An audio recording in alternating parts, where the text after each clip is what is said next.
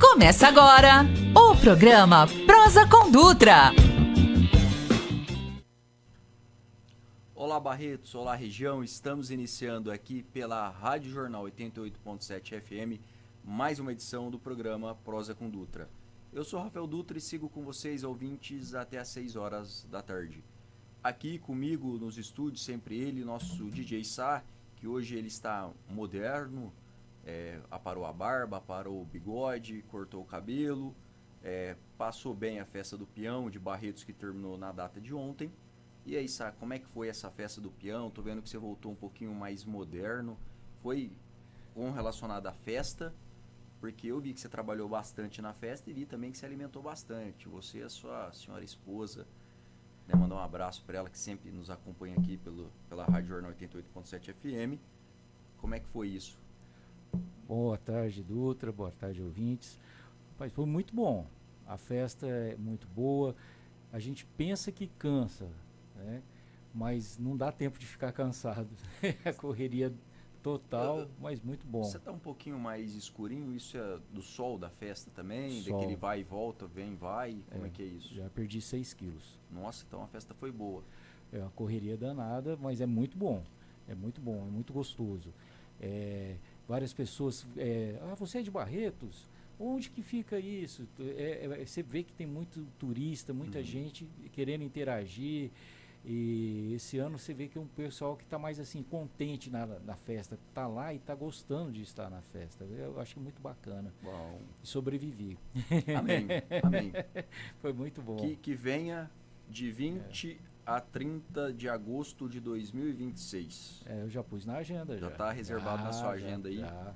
Maravilha. Tive a satisfação de almoçar ouvindo Sá, DJ muito Sá. Bom, muito bom, muito bom.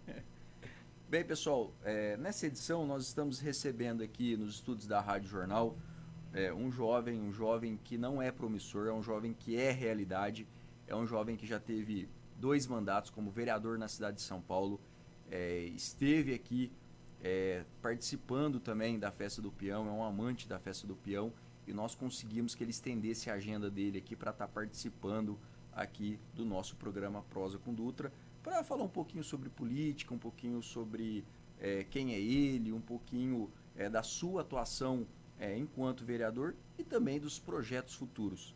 Bem, pessoal, nós estamos recebendo aqui o ex-vereador da cidade de São Paulo, assumiu o mandato com 20 anos, então assim, se não me falha a minha memória aqui pelas pesquisas que nós fizemos, o mais jovem que assumiu o mandato como vereador na cidade de São Paulo, Fernando Holliday.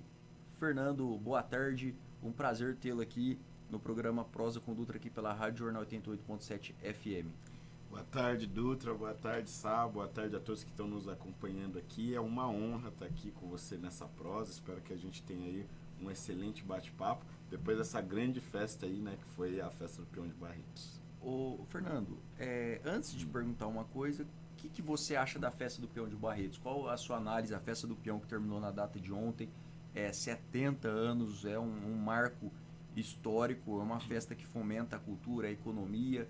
Qual que é a sua visão, assim, como turista que sempre acompanha na medida do possível a Festa do Peão de Barretos? Cara, eu acho a festa importantíssima porque ela traz uma valorização da cultura do interior que eu acho que tem se perdido nos últimos anos, né? E a festa não só ajuda essa cultura a sobreviver, como faz ela crescer mais ainda. Conforme a gente foi avançando com a tecnologia, as redes sociais, eu acho que as pessoas foram se desconectando das suas raízes, né? Foram perdendo esse costume, perdendo esse contato com a cultura do interior. E a Festa de Barretos é um convite a isso, né? Essa revisita para todos, para o país inteiro. Acho que acaba sendo uma referência, principalmente para nós que estamos na capital, né? Que, de certa forma, somos convidados a retornar para essa raiz. Então, eu adoro vir aqui. Eu sempre gosto de cantar junto com os shows e tal. Gosto de sentir essa energia que a festa traz. E acho que essa edição foi mais especial ainda porque quando veio o Frei Gilson, nós tivemos uma viralização na internet da participação dele e, consequentemente, uma viralização da festa do Peão de Barretos. Ou seja, quem não conhecia agora necessariamente passou a conhecer. Né? Ô, Fernando, você tocou num assunto muito interessante que eu acredito que nos pegou muito de surpresa, que foi o Frei Gilson no quesito, o que ele contaminou de forma positiva esse nicho do católico, esse nicho da pessoa que tem fé, do religioso. Foi um evento histórico a participação dele. Eu acho que superou qualquer expectativa que tinha ali na programação. A gente tem que parabenizar o presidente Jerônimo por ter acertado junto com a sua equipe ali, que tem o dedo do Luciano Tavares também, que é um homem de fé, um homem religioso que atua ali na Secretaria da Presidência de Os Independentes. E o Jerônimo até deu uma entrevista durante a festa do Peão, pós o Frei Gilson, que ele falou, olha, foi a coisa mais linda que eu vi até hoje na minha vida, o dia do Frei Gilson. Olha só, espetacular, velho. Não, e mais que isso, né? Mostra que a festa do Peão é um lugar para todo mundo mesmo. Então, tipo assim, não, mas eu só queria ouvir um gospel, eu queria louvar. Bom, também tem espaço para você aqui. Então, acho que é muito interessante que a festa se demonstra democrática, né? Aberta a todos os tipos de pessoas, de gostos, de fé. Então, acho que isso foi realmente uma demonstração grande do poder de união que a festa do Peão de Barretos traz. Fernando, para quem está nos acompanhando, para quem vai nos acompanhar pelas redes sociais, para quem vai ver pelo canal, para quem está acompanhando nesse momento por imagem, pelo link do Facebook da Rádio Jornal, quem que é o Fernando Holliday? Boa.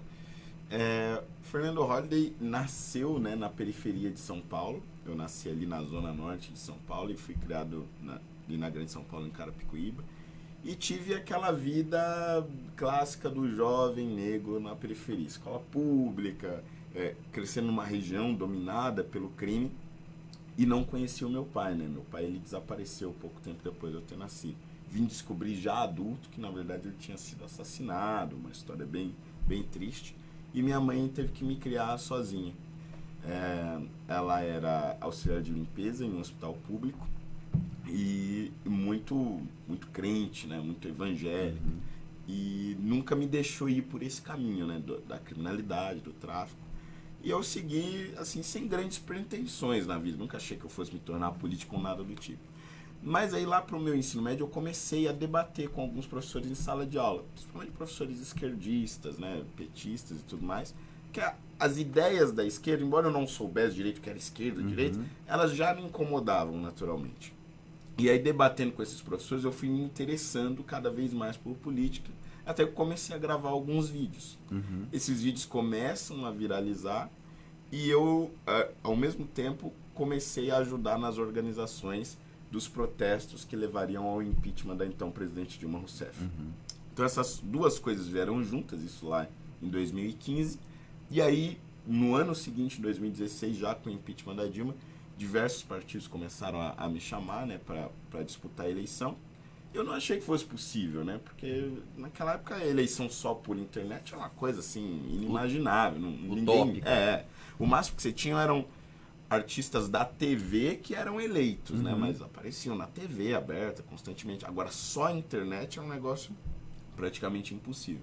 E acabou dando certo, né? Eu fui o mais jovem da história da cidade de São Paulo, eleito com mais de 48 mil votos. E aí começa, de fato, a minha carreira política, e aí eu fui me tornando cada vez mais conhecido. Hoje eu dei uma afastadinha da política, né?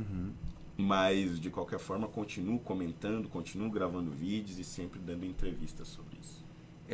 Depois você foi reeleito, né, também vereador na cidade de São Paulo.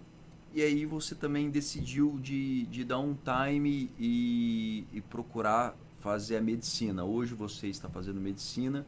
E também, o que te levou a você escolher a medicina? Porque você já tem uma formação também. E que você sempre quis a medicina ou não? Ou isso foi construído no seu coração no decorrer da sua trajetória aí de atuação profissional? Eu sempre tive esse sonho, né, de ser médico. E era interessante porque, crescendo na periferia, quando você tenta sonhar um pouquinho mais alto, parece que todas as forças querem te fazer não acreditar que aquilo é possível, né? Aham. Tipo, não, médico não, muito difícil, não tem como. Vai fazer outra coisa, menino. vai fazer outra coisa, segue outro caminho e tal, não sei o quê. Então era sempre aquele desânimo constante. E mesmo assim eu sempre me dediquei muito, estudei bastante pro vestibular. Só que eu estava saindo da escola no cursinho pré-vestibular, um cursinho popular, claro. Aham. Só que aí foi na mesma época que começaram esses burburinhos de manifestação. Foi aí mesma época que eu gravei os meus primeiros vídeos. E aí eu tive que acabar deixando de lado, porque a velocidade com que as redes sociais me fizeram me tornar conhecido foi muito rápido, né? Aham. E não dava para conciliar uma coisa com a outra. E aí eu deixei aquele sonho guardado. Acabei me formando em História, depois fiz uma pós-graduação em Ciência Política, escrevi um meu livro, Senzala Ideológica, que é sobre racismo, cotas raciais, a gente pode falar depois sobre isso também, mas o sonho mesmo ficou ali guardado. E aí depois do meu segundo mandato, eu resolvi dar um tempo na política. Não que eu não vá ser candidato de novo para outro cargo um dia, não. Mas eu resolvi dar uma pausa até para reavaliar, né? Onde eu estou, para onde eu quero ir. E aí nessa pausa eu pensei, por que não aproveitar também para reavivar aquele sonho, né? Legal. Então aí eu voltei a estudar as matérias de ensino médio para prestar vestibular, consegui ser aprovado. Hoje estou no segundo ano de medicina. Já. Muito bom, muito bom. Bem, pessoal, nós estamos aqui em mais uma edição do programa Prosa com Dutra pela Rádio Jornal 88.7 FM. Nós estamos recebendo aqui nos estúdios da Rádio Jornal o ex-vereador da cidade de São Paulo, Fernando Holliday, que tem uma ótima atuação aí em defesa da direita, fazendo aí uma luta, combatendo a esquerda de forma sadia e inteligente nas suas redes sociais também, no seu posicionamento aí como cidadão e político. Fernando, na sua atuação como vereador, você tem alguns números muito positivos, de forma expressiva. 21 milhões para a área da saúde, 4 milhões para a área de segurança pública, 2 milhões para a pessoa com deficiência, esporte e lazer 1 milhão, direitos humanos também, aí mais de 700 mil e outras verbas aí destinadas também em benefício da população, do paulistano, da pessoa que vive ali na capital, na condição quando você foi vereador por 2 mandatos. Nesse período seu como vereador, tem alguma coisa que te marcou de forma positiva e alguma coisa que te marcou de forma negativa? E já emendando também uma segunda pergunta, né, ou uma terceira, teve alguma coisa que você fala, caramba, eu não faria isso ou eu faria diferente? Perfeito. Olha, eu acho que é interessante trazer esses dados sobre essas emendas pelo seguinte: quando nós falamos de um mandato como o meu, que foi um dos meus mandatos, né, muito focado em rede social, a gente tem muito a imagem, né, do vídeo que viraliza, né? Então eu estou gravando, estou discutindo, estou brigando com a esquerda, e é isso que as pessoas majoritariamente veem, é isso que a rede social entrega para o público, né? Só que tem todo um trabalho por detrás que às vezes fica não é bem divulgado. E não é porque eu não quero divulgar, porque eu divulguei todas essas coisas.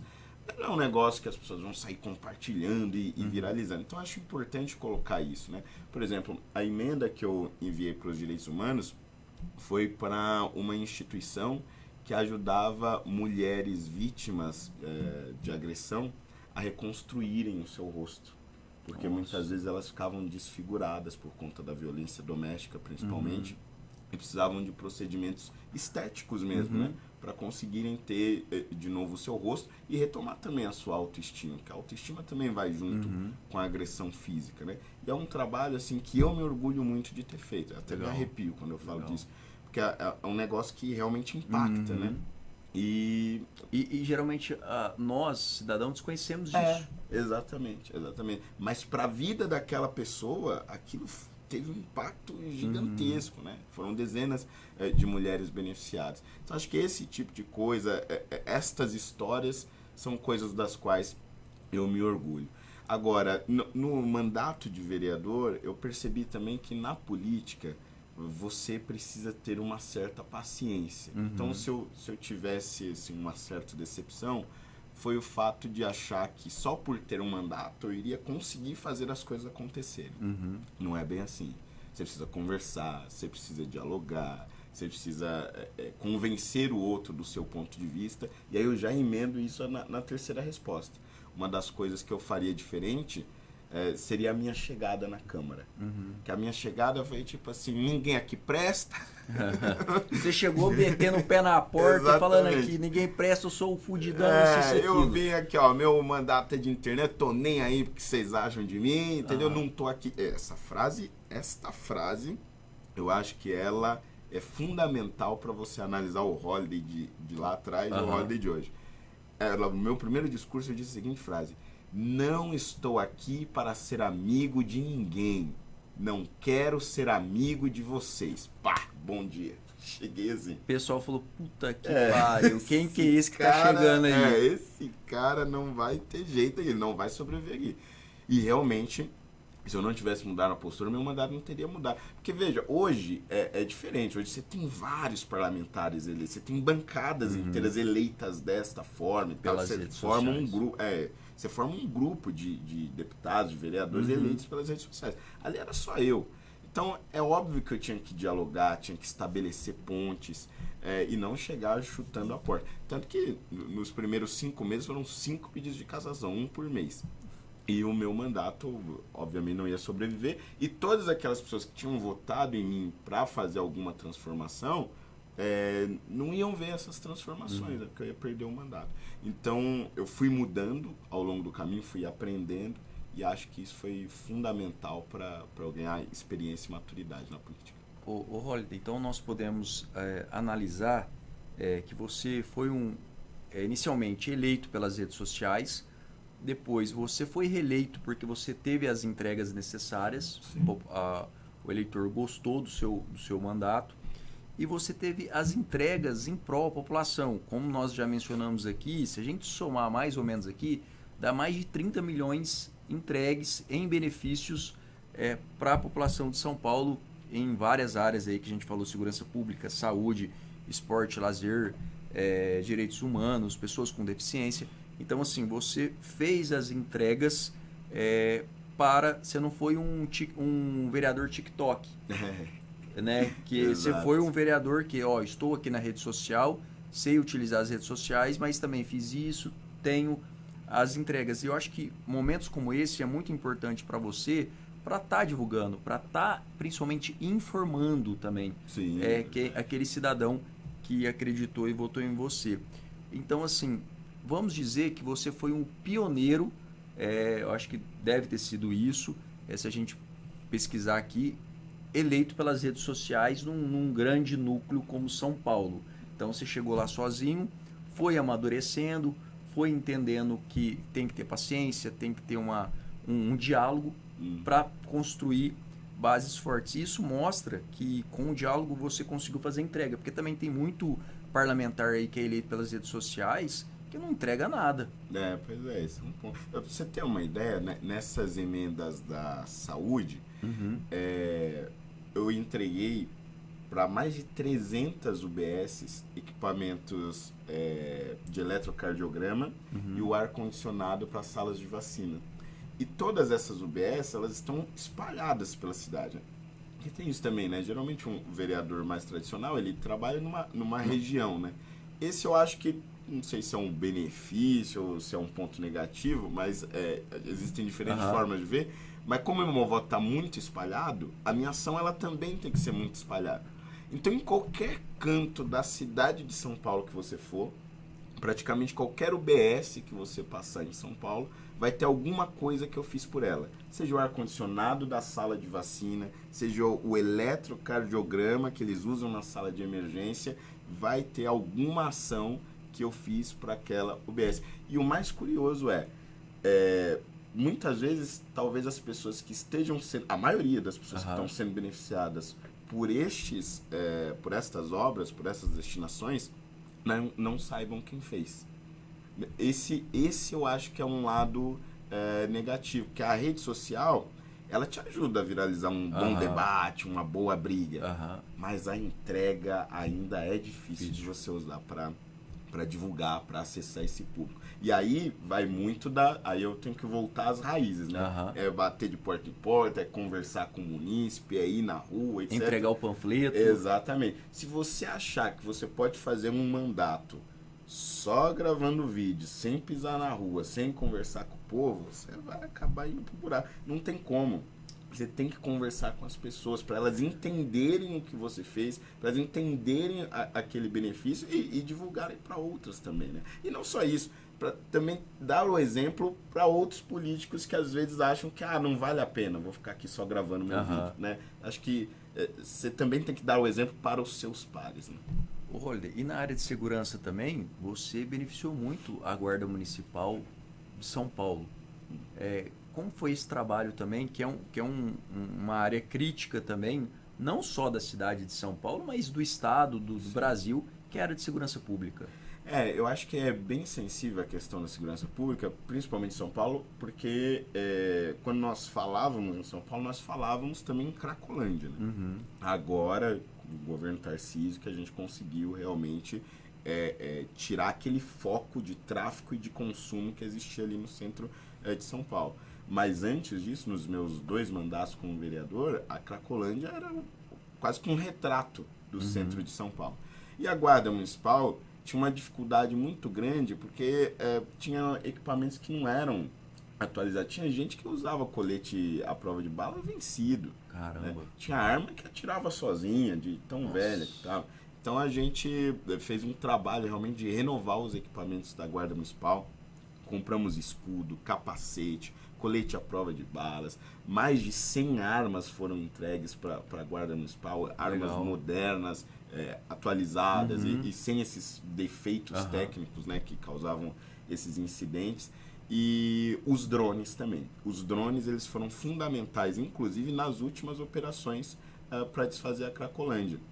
Porque você fazia um monitoramento à distância, conseguia identificar onde estavam os pontos de tráfego, onde estavam os usuários, e assim você direcionava tanto a assistência social quanto a operação de segurança.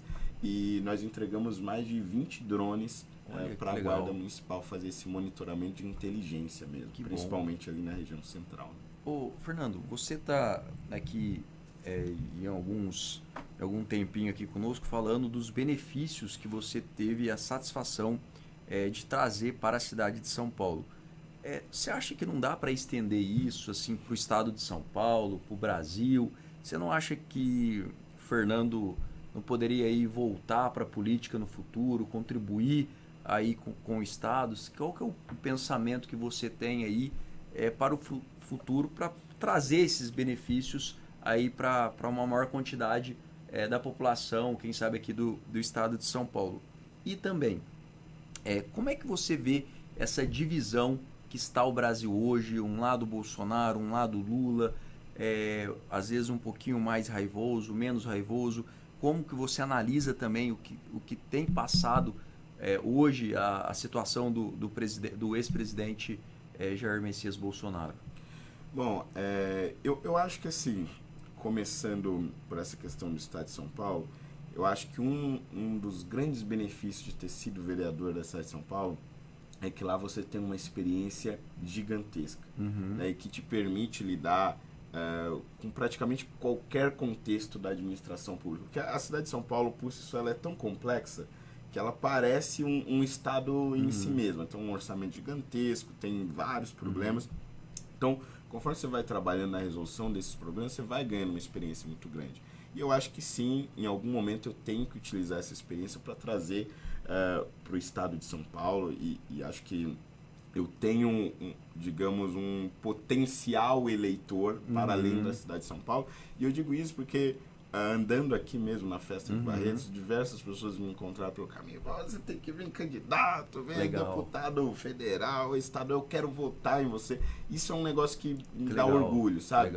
Que a pessoa ela nunca votou em mim, mas ela acompanha o meu trabalho há tempos e ela quer ter esta oportunidade de votar em mim. Então significa que ela viu o meu trabalho lá e ela quer também ser impactada por esse trabalho.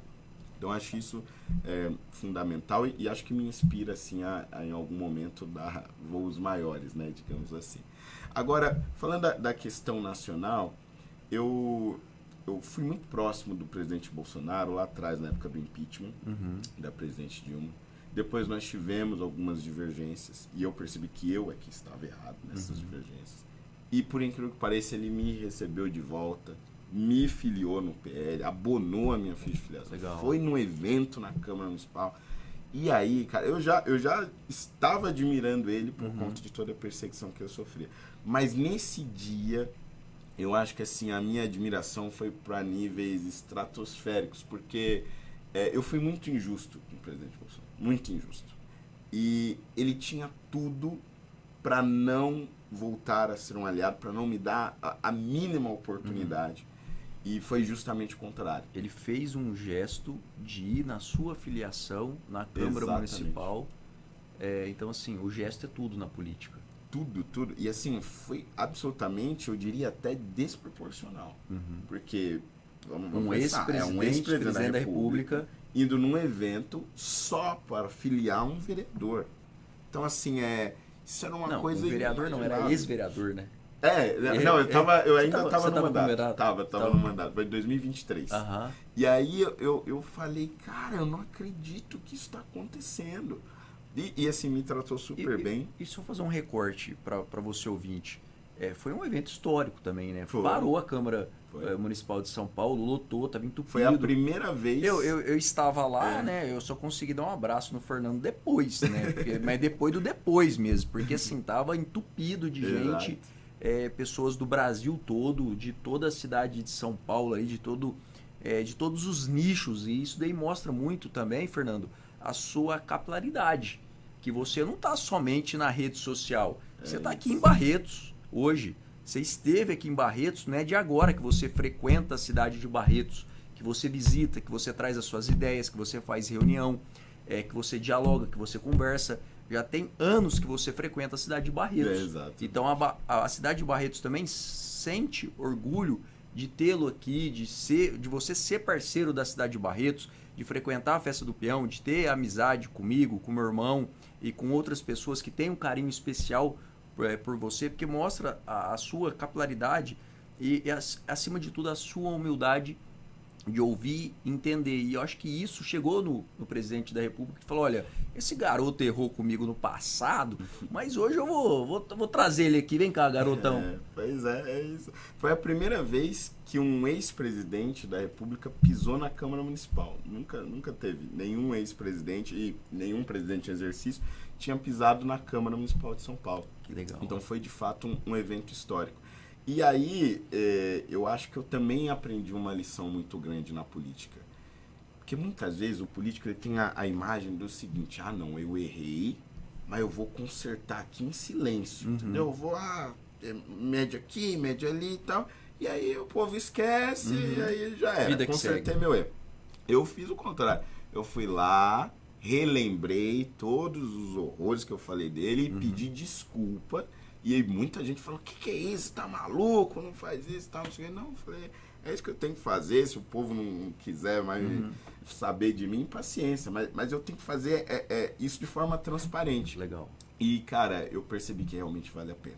Vale a pena você ser transparente, você ser sincero com o seu público, sabe? Eu errei mesmo, peço desculpas e quero corrigir daqui pra frente o meu caminho. Foi a melhor coisa que eu fiz na minha carreira política, sabe? E o maior aprendizado que eu tive. E hoje, analisando isso, dizendo isso, já dá para perceber que eu não posso analisar de forma imparcial a situação do presidente. Mas fazendo um esforço e olhando para tudo que tem acontecido, eu tenho a plena convicção de que ele está sofrendo uma grande injustiça. Não existe nenhuma prova de que ele tenha tentado um golpe no país. Eu busquei realmente olhar com olhos de acusação e não consegui encontrar essas provas. E acho que as penas são completamente desproporcionais. Agora, o que nos resta aqui do lado de fora é continuar nos manifestando, continuar de forma pacífica nas ruas, mostrando a nossa indignação. E é isso, inclusive, que estaremos fazendo na Avenida Paulista no dia 7 de setembro. Muito bom. Bem, pessoal, você, ouvinte da Rádio Jornal, aqui do programa Prosa com Dutra, você está ouvindo o ex-vereador Fernando Holliday falando um pouquinho da sua trajetória, um pouquinho dos benefícios que trouxe para a cidade de São Paulo nesse período como vereador e também aí já ventilando uma possibilidade de estar contribuindo com o estado de São Paulo no futuro próximo, até porque já está calejado, maduro, mais paciente e aí um pouquinho mais experiente, que poderá contribuir ainda mais também. Falando desse relacionamento, Fernando, que você tem com o Jair Messias Bolsonaro, para quem não sabe ou não conhece como que ele é atencioso, liga para você, por vídeo, como que é essa aproximação que vocês têm. A gente sabe que ele está sofrendo uma grande pressão, uma grande injustiça em termos aí de alguns setores. E como você também analisa o futuro da direita no Brasil? Hoje você está no partido que é o PL, que é o partido que mais representa a direita no Brasil, que é a cara da direita brasileira. E como você analisa a direita no Brasil? Boa. Cara, essa relação pessoal com o Bolsonaro ela foi muito interessante porque ele a gente costuma dizer que ele é o tiozão do pavê, né? Essa piada ali do pavê. E realmente é isso, cara. Eu fui uma vez na casa dele, não na de Brasília, na do Rio de Janeiro, né? Fui numa das manifestações que teve em Copacabana. Aí logo depois ele chamou algumas pessoas, vamos fazer um churrasco lá, não sei o que. Aí eu, nossa, tô indo na casa do presidente, não sei o que. Cara, parecia que eu tava na casa de um tio. Ele mesmo tacou a carne lá, pega o carvão, toma aqui uma coca, tal, não sei o que. Cara, e assim, você simplesmente esquece que ele é presidente. Aí botou o futebol lá pra assistir e comendo um bolo de laranja desses comprado no mercado em cima da hora. Então assim, cara, você se sente muito em casa, né? Tanto que o Estadão fez uma matéria na semana passada, saiba para quem Bolsonaro mandava mensagem, né? Que tinha a lista de transmissão. E aí tinha lá, sei lá quantos contatos. Aí ele tinha uma lista de deputados, uma de senadores e o de outros. Que ele colocava os assessores, empresários e vereadores. E aí eu tava nessa lista. E aí eu postei, né, na internet, cara, nunca achei que eu teria tanto orgulho de estar numa lista da Polícia Federal. Porque realmente esse contato que ele cria com você é um contato pessoal mesmo. É um contato humano. Né? É um contato humano. Então eu fiquei muito impressionado com isso. Eu achei que a relação com ele seria sempre uma coisa mais institucional e tal. Mas ele fez questão de transformar numa relação pessoal. E aí quando vieram as decisões mais recentes, né, com cautelar, principalmente a da prisão domiciliar, aí a gente acabou, obviamente, se afastando, porque o STF só tem autorizado uma visita por dia, né? Então aí, óbvio, ele tem que acabar priorizando líderes partidários e presidente de partido e tudo mais. Então aí a gente acabou perdendo contato, mas eu realmente considerei como uma amizade, não só como uma parceria política, sabe? E aí, olhando nesse aspecto, eu acho que a direita tem um desafio enorme, porque ao mesmo tempo em que nós precisamos planejar o nosso futuro, nós não podemos abandonar o nosso principal líder.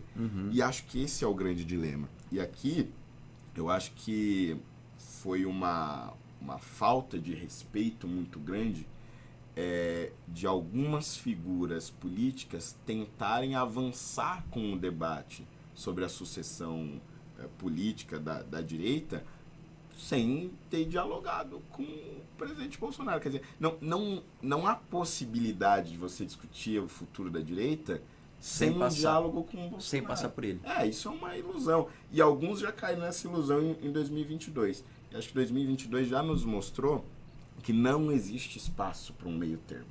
Ou você é Lula ou você é Bolsonaro. Ou você está com o candidato Lula ou você está com o candidato do Bolsonaro. Quem tentar criar um outro caminho além desses dois vai se ferrar mais uma vez nas urnas, porque esta polarização que nós estamos vivendo, ela vai se manter por um bom tempo. E eu não acho que ela seja ruim. Ruim é o radicalismo, do tipo, eu não falo com fulano, vou pra porrada, não sei o quê. Isso realmente é ruim e a gente precisa tirar isso do meio político. Mas o fato das pessoas escolherem lado, eu acho extremamente positivo. porque força as pessoas a discutirem política, a estudarem sobre política, porque você não vai defender algo que você não conhece, né? Então, eu acho a polarização positiva nesse sentido e acho que ela vai permanecer por um bom tempo. Quem ficar no meio do caminho vai ser atropelado. Ô, Fernando, e como você se sente com eu acredito que você tem uma responsabilidade muito grande nesse momento.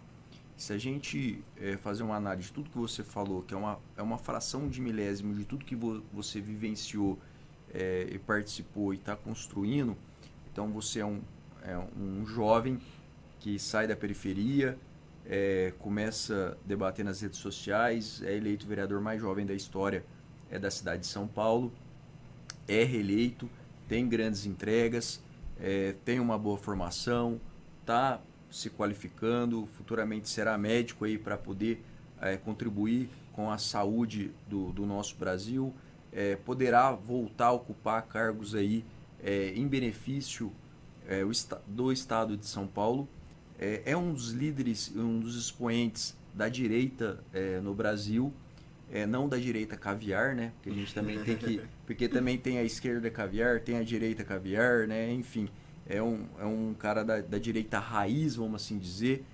Como você se sente nessa baita responsabilidade que você tem?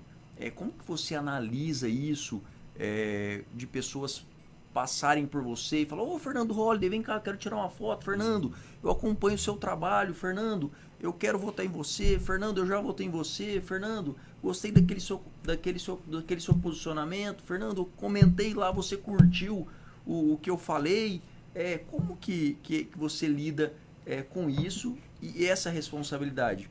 Você mostrou aqui no decorrer dessa entrevista que você aprendeu a ter paciência, né? E que você aprendeu que numa democracia, num parlamento, tem que ter o diálogo, tem que ter a construção, tem que ter a troca de ideias para poder construir algo para a população. Então, assim, a gente vê assim, a sua evolução e principalmente o seu amadurecimento político, né? Porque tem pessoas que ficam 1, 2, 3, 4 mandatos e não construiu nada. A gente sabe de pessoas aí de rede social que foi eleito, que a hora que você vai falar, o que você entregou em benefício para a população? Nada, só entreguei vídeo nas redes sociais. E ao contrário de você teve entregas para a população da cidade de São Paulo. Como você lida com essa grande responsabilidade que você tem de ser um dos líderes da direita no Brasil? Olha, eu acho que isso foi muito difícil de lidar no começo, né? Porque, querendo ou não, aí eu volto um pouco na minha história, né? Era muito improvável que isso acontecesse, né? Então, não é que eu vim de uma família política e estava sendo preparado para, mesmo jovem, já assumir um posto. Não, tipo assim, não havia ninguém na minha... Mas nem, assim... Não tinha nem sombra de que alguém da minha família em algum momento viesse se tornar político. Então, eu acho que o primeiro impacto foi muito grande. E aí, conforme o tempo foi passando, eu fui criando esse amadurecimento, eu fui percebendo que a minha responsabilidade não estava só também na entrega de políticas públicas, de projetos, de emendas, mas estava também na imagem que eu passo para os jovens, isso para as próximas gerações. O adolescente que está me vendo agora, que está no lugar que eu estive, na escola pública, talvez até debatendo com o professor também, por que não? Quando ele olha para mim, ele já vê onde ele pode chegar. Quer dizer, esse é um caminho possível. Sim. Mesmo eu estando na periferia, mesmo eu estando no interior, mesmo estudando em escola pública, mesmo ninguém da minha família sendo na política, é possível. E eu acho que nunca foi tão possível, inclusive. Porque a gente tinha históricos antes de pessoas, claro, que vieram do nada e se tornaram grandes políticos. Mas com a rede social, isso se tornou, digamos, democratizado. Né? Hoje, qualquer pessoa com uma câmera na mão e o acesso à internet consegue influenciar outras pessoas, consegue se tornar conhecida. Então, acho que a minha responsabilidade hoje, ela está relacionada com a política comum, mas ela está relacionada também com mostrar para esse jovem que ele pode também transformar a sua realidade e a realidade das pessoas do entorno dele, da comunidade dele, seja a rua, seja o bairro, seja a cidade, seja um estado.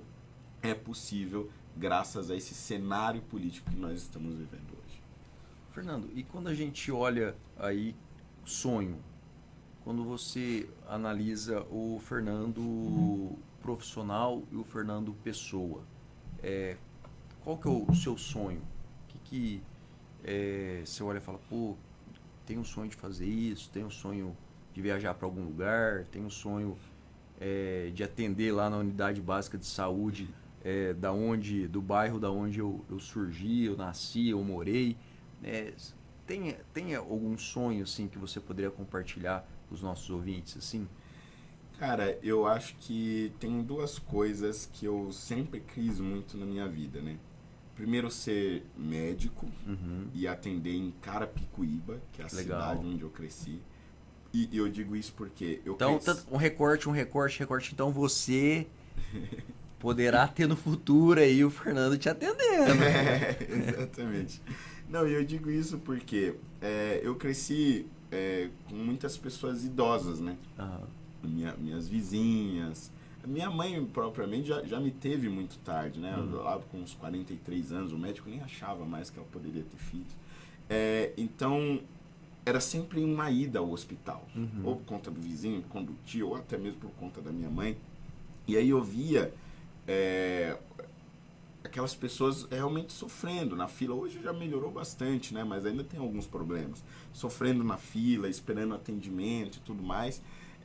E eu sempre tive aquele sentimento, um dia eu quero trabalhar aqui para ajudar essas pessoas e tal.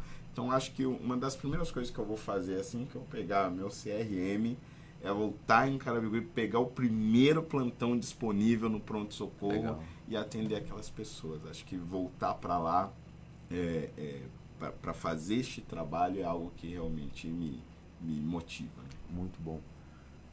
Fernando, nós estamos caminhando aí para os 15 minutos finais de mais essa edição do nosso programa Prosa com Dutra, que foi um bate-papo muito interessante para você ouvinte, para você que vai acompanhar, para você que está acompanhando pelas redes sociais, poder também enxergar e ver o Fernando Holliday de outro prisma, né? Às vezes você vê ele nas redes sociais quase cuspindo ali na câmera em algum debate e tal, e hoje você pode acompanhá-lo e ver ele aí como uma pessoa, como cidadão, como um ex-parlamentar, como um estudante de medicina, que tenha os seus sonhos, os seus medos, as suas frustrações, mas que também tem as suas responsabilidades para com você, cidadão, e para com o Brasil. Como que você analisa o estado de São Paulo hoje? Qual que é a análise que você tem aí do governador Tarcísio de Freitas, da gestão, dessas evoluções que ele tem feito entregue para o povo paulistano? Olha, eu acho que o Tarcísio ele foi uma grata surpresa, assim, né? Porque quando ele foi eleito, boa parte das pessoas votou nele, claro, primeiro por conta do apoio do presidente Bolsonaro, que alça ele como uma figura política, mas também por conta da capacidade que eu já tinha demonstrado no ministério, né? Com várias entregas de obras e tudo mais. Só que quando você se torna um governador, você tem um outro elemento aí que não está tão embutido quando você é ministro, que é a negociação política. Né? Quer dizer, você tem que lidar com uma Assembleia Legislativa que tinha sido completamente transformada, ou seja, você nem podia usar mais como parâmetro as assembleias anteriores, porque as bancadas, o nível de renovação também foi muito grande. E ele demonstrou uma capacidade de articulação política que a gente não conhecia, né? A gente conhecia a capacidade dele de entregar obras, de entregar serviços e de fazer a coisa acontecer. Mas essa articulação política realmente foi uma grata surpresa e acho que ele pode acabar se transformando em um dos grandes articuladores políticos do país. E fez também entregas que pareciam muito difíceis, né? Por exemplo, a própria privatização da Sabesp, eu lembro que pessoas do mercado financeiro me ligavam e falavam, mas será que ele vai conseguir mesmo? O fulano não quer, o Beltrano não quer, não sei o quê. E no fim ele fez uma grande articulação, conseguiu passar na Assembleia. diversas obras que estavam paradas, né, no estado de São Paulo foram avançando, que pareciam que realmente não iam andar, começaram a andar por conta aí agora dessa capacidade dele de gestão, né? Então acho que o próprio Bolsonaro já disse isso várias vezes, ele se demonstrou realmente uma nova liderança política muito importante e que veio para ficar, acho que para as próximas décadas. E ainda não vamos ouvir falar muito do Tarcísio, não somente no estado de São Paulo, mas no Brasil, com certeza. O que você analisa aí, Tarcísio vindo para a reeleição aí, estamos trabalhando com suposições, tá? Aqui na rádio, aqui nesse momento, né? Deixar bem claro nesse recorte. No dia de hoje a gente está trabalhando com a possibilidade da reeleição do Tarcísio ao governo de São Paulo. Caso você possa contribuir com São Paulo, possa estar, não sei aí as suas pretensões do ano que vem, né? Mas vamos pôr uma suposição aqui, caso você venha candidato aí a deputado estadual, como que seria esse relacionamento aí? Acho que dá para fazer bons projetos em parceria com o até então governador Tarcísio de Freitas reeleito e Fernando Holliday eleito deputado estadual? Ah, sim, com certeza. Eu acho que assim, se eu viesse para deputado estadual, uma das contribuições que eu conseguiria dar e que eu acho que eu não consegui como vereador seria participar mais ativamente das discussões sobre a saúde, né? Como vereador eu consegui fazer essas entregas, destinações de emenda, mas discutir a saúde enquanto política pública, enquanto integração, é algo que eu não fiz. E acho que agora, até por estar fazendo medicina, é algo que me interessa muito e eu quero fazer. E o estado de São Paulo, ele tem uma capacidade imensa de demonstrar para o resto do país que o SUS pode sim funcionar e pode ser um exemplo não só para o Brasil, para os outros estados do Brasil, mas para o mundo. E eu digo isso porque aqui nós temos o Instituto do Câncer, que é uma referência internacional, temos o Hospital das Clínicas, que é uma referência internacional, temos o Hospital Universitário da USP, que também é uma referência, e eu acho que a gente pode potencializar isso e a gente pode ajudar a divulgar isso mais ainda, né? Então acho que na área da saúde, na Assembleia Legislativa e com o desenvolvimento de pesquisa e de ciência na área da saúde, eu acho que é algo que eu iria me dedicar bastante também. Olha, e eu acho que Barretos ficaria muito feliz com isso, visto que Barretos é uma das poucas cidades, acho que foi a primeira, acho que só tem 2 cidades que tem 2 AMES.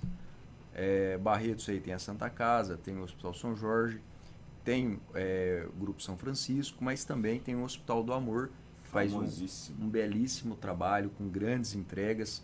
A gente parabeniza aí o gestor através do Henrique Prata e o seu corpo clínico, a sua equipe também, que cuidam, faz a gestão da unidade básica, de algumas unidades básicas de saúde aqui de Barretos, faz a gestão também da UPA, da Santa Casa, que é pioneiro aí. Então, assim, Barretos eu sei que precisa de parcerias, tanto no parlamento aí, quanto com lideranças e principalmente com pessoas que têm a sensibilidade que você está demonstrando aqui, que entenda a população e entenda também a medicina. Então, Barretos poderá contar aí futuramente com um baita parceiro lá na LESP e principalmente aí na área da saúde. Inclusive, foi até interessante falar do Hospital do Amor, porque é uma referência de atendimento no câncer e demonstra também a capacidade e a importância do Estado fazer parceria com diferentes instituições, né?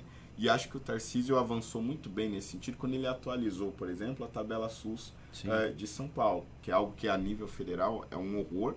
Simplesmente ela não dialoga com a realidade dessas entidades. As entidades trabalham com um orçamento praticamente fictício, né, porque a ajuda do governo não é suficiente. E o Estado de São Paulo conseguiu transformar essa realidade com a tabela SUS de São Paulo. Então acho que é um exemplo de como essa parceria e o contato constante com entidades como o Hospital do Amor, a Santa Casa, é necessário para que toda a população seja beneficiada, né? Quando nós falamos em saúde pública, nós não podemos falar somente naqueles hospitais ou naquelas unidades administradas diretamente pelo Estado, mas também das entidades que podem e precisam ser ajudadas pelo Estado. Fernando, para a gente caminhar aí para os minutos finais.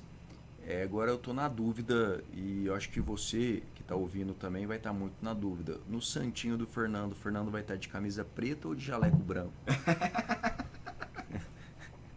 Essa é uma boa questão. Eu vou discutir isso com a equipe. Eu acho que a sua equipe vai ter aí, viu, Jean? Que tá nos acompanhando aqui pelos estúdios da Rádio Jornal.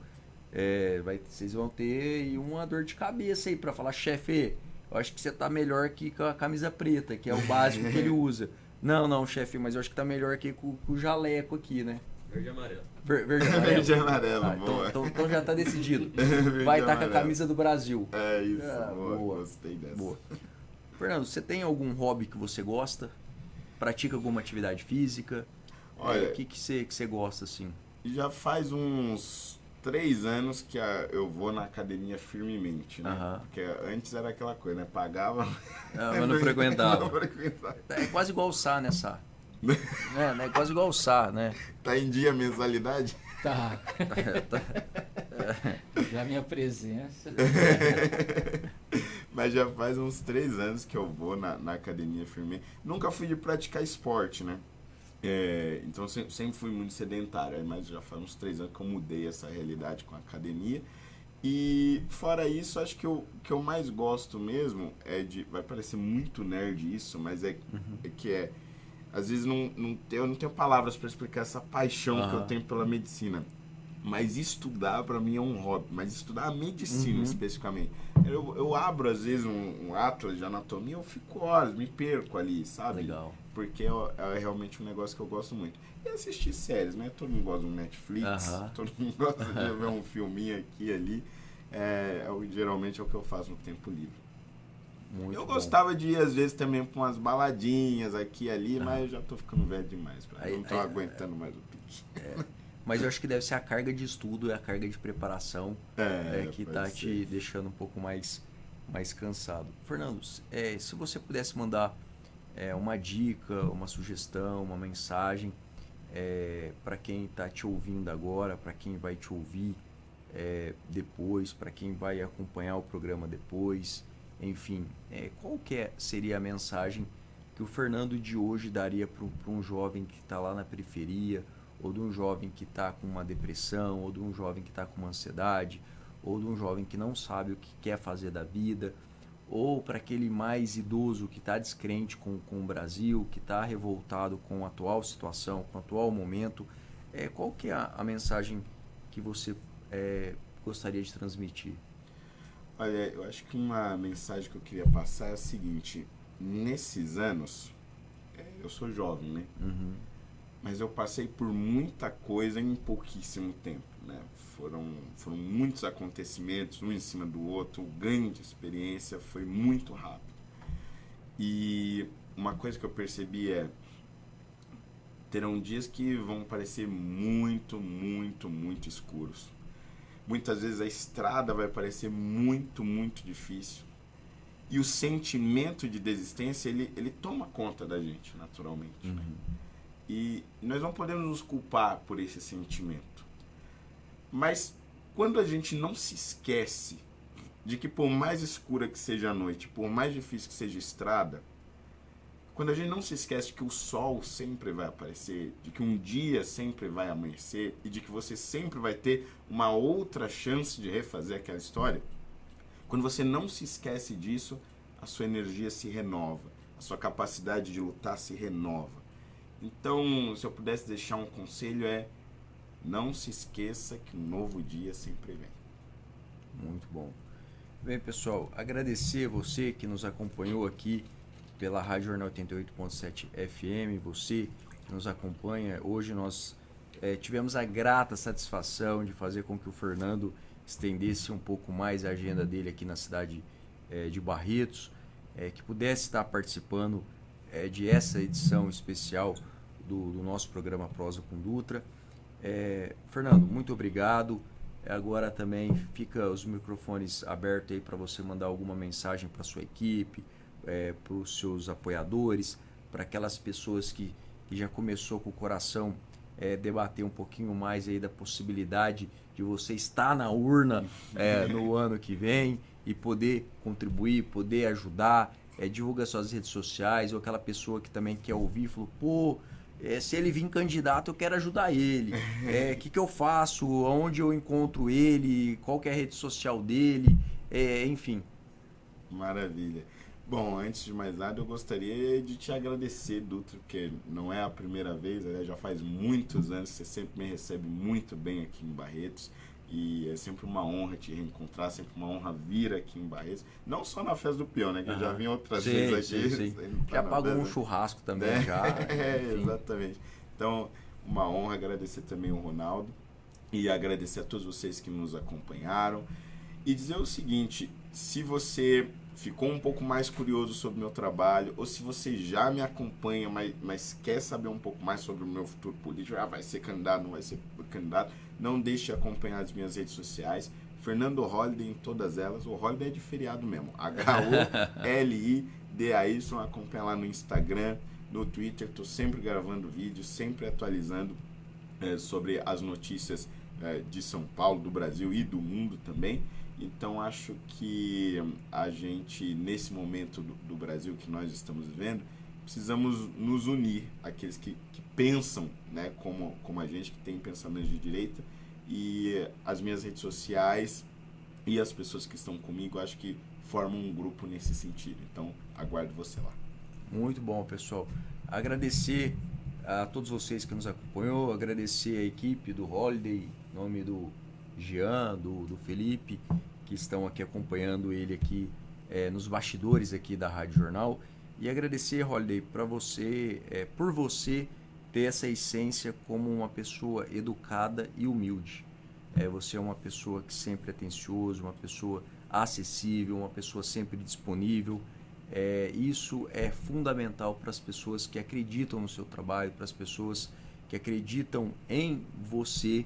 E muito assim, nessa entrevista você mostrou muito bem aquele pé no chão, aquela coisa assim de, olha, sei da onde vim, sei da onde estou, sei do que eu fiz, do que eu deixei de fazer e do que eu posso fazer no futuro.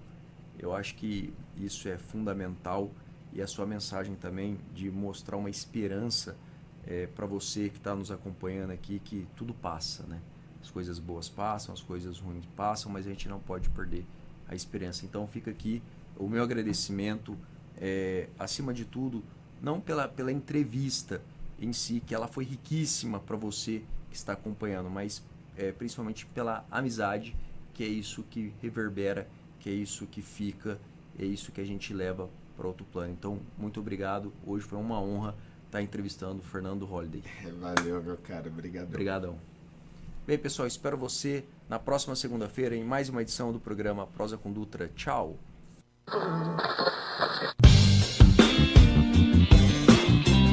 Obrigada pela sua companhia. O programa Prosa com Dutra volta na próxima semana.